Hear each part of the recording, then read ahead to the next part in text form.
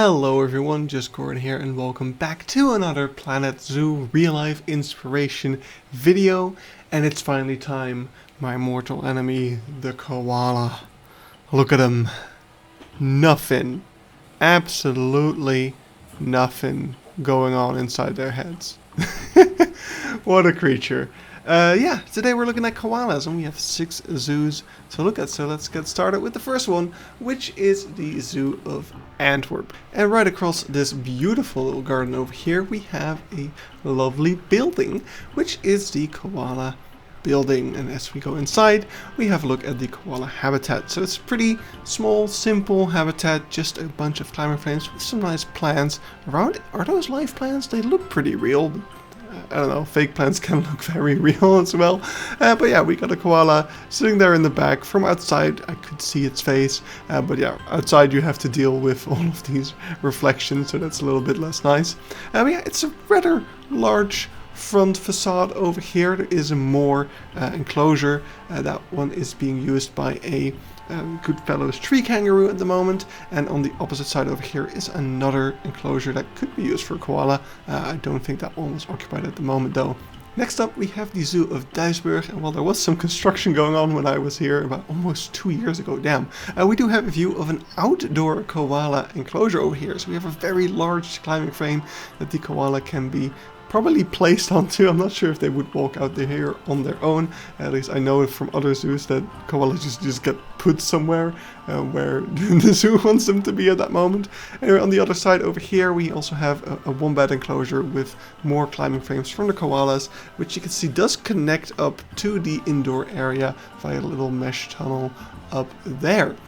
Over here in the front there is an indoor area for the echidna and another wallaby type animal. I couldn't see which one. And there was also a koala in here. There is some koala climbing frames, and there was a koala sitting there, although it was a bit hard to see because of the reflections outside here. I'm gonna say a lot this video. I don't know what's up with koalas and reflections, but anyway, over here in the koala house we have some koala tea paintings. That's a bad joke, I'm sorry. And we have the indoor area over here, the main indoor area, which is most likely where you will be seeing the koala. And I really love the design of these indoor enclosures. I really like them a lot. I use them as inspiration for Key Park. There is some education here about koalas in Europe, and there's a very good reason for that. It's because Duisburg is actually the species coordinator of the koala in Europe, so that's also why you see so many koalas over here. I think there's like 5 in this one enclosure alone, and there were more even in the other one we saw earlier. So yeah, that's it for Duisburg. So let's move on to the next zoo, which is another German one. It is the Zoo of Leipzig, where the koalas can be found near the entrance area. Behind this little waterfall we see a lovely classical building, which is the koala house. But first, one thing we notice is actually an outdoor habitat over here as well, which in no way is connected to the indoor area. So there's the only way for the koalas to get there is by the keepers bringing them there, which is why I said earlier that is definitely a thing that happens. Anyway, here is the koala house. It's a lovely classical building, definitely part of the older part of the Zoo of Leipzig, but modernized on the inside to suit the needs of the koala. So we've got a lovely little font over there, really fun looking, bunch of education about the koalas over there, lovely interactive stuff. And then when we get inside, we have a really cool building over here. The ceiling of the viewing area really nicely blocks out the top of the indoor exhibit, making you don't see the skylights and stuff, kind of making it a bit more immersive. There's tons of climbing frames, lots of eucalyptus all around, so the koalas definitely will have to do a bit of a workout to get to all of it. But yeah, they are doing just that. This was probably the most active koalas I've ever seen over here at the Zoo of Leipzig. Both days that I was here, the koalas were one of the first animals that I visited, and they were super active. They had just been fed, they were going around, climbing around, jumping around even.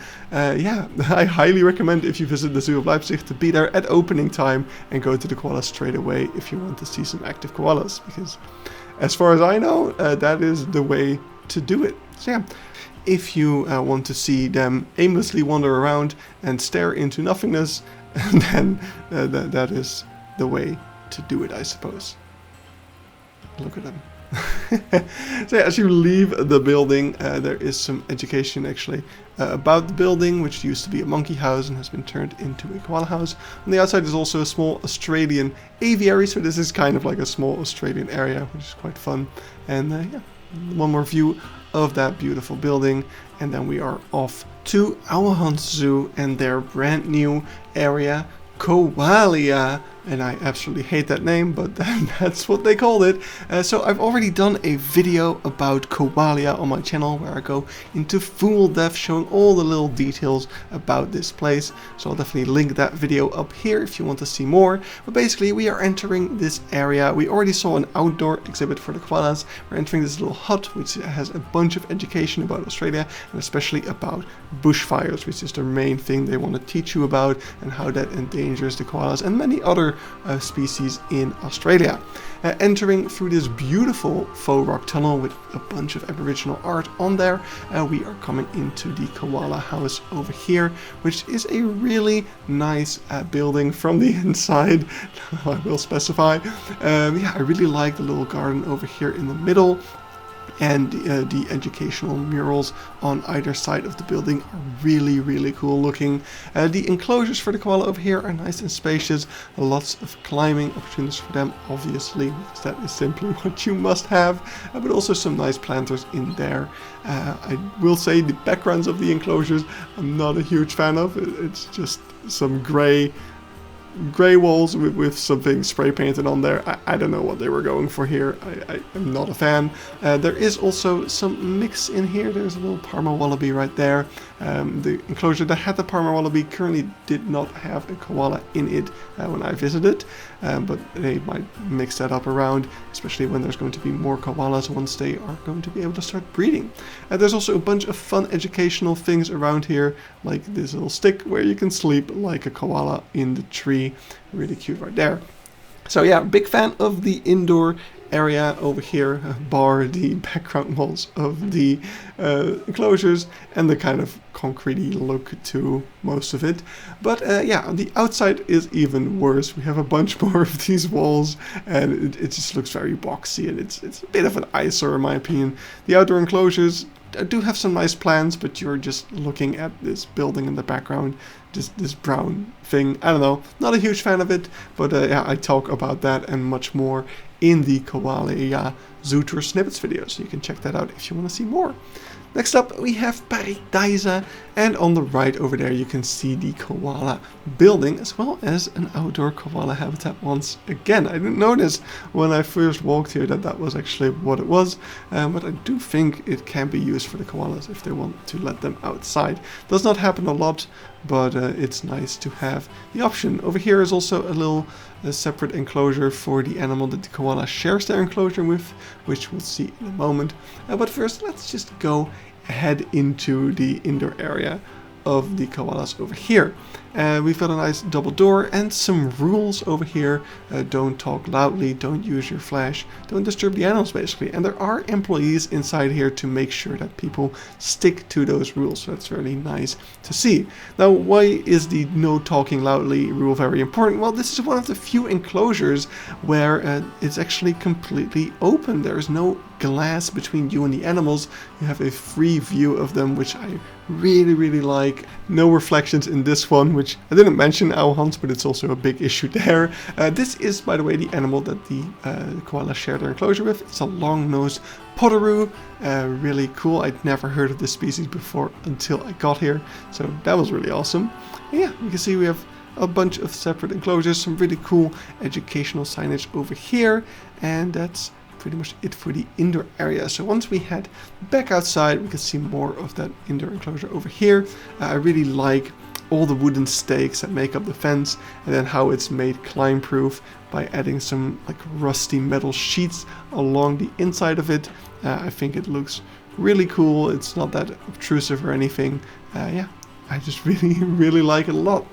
So what we could see over there as well is a little balcony, and on the second day I visited the zoo, the indoor area was actually closed off and you had to use this balcony to go and watch the koalas. So you got a nicer look at the outdoor enclosure, but also a look into this little backstage area over here, and you can see a nice little stick in front of us, which actually has a very important purpose. As you can see, it is mounted onto a scale, so this stick can actually be used to put a koala onto and weigh them, which is a really cool thing right there.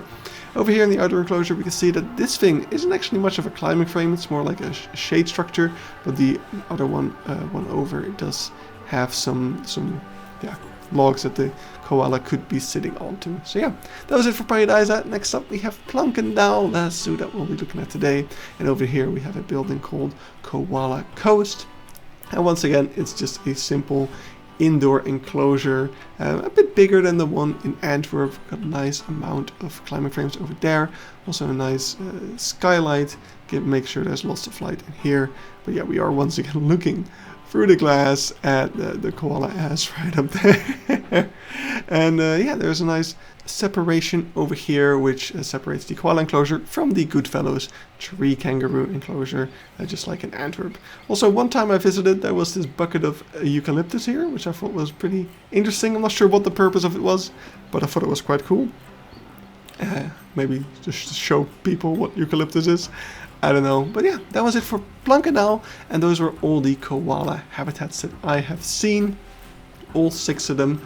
So I hope you enjoyed and got some koala inspiration. Hope you're gonna make some... no, I'm not gonna make the same pun again. Not gonna do that. I will spare you the quality pun.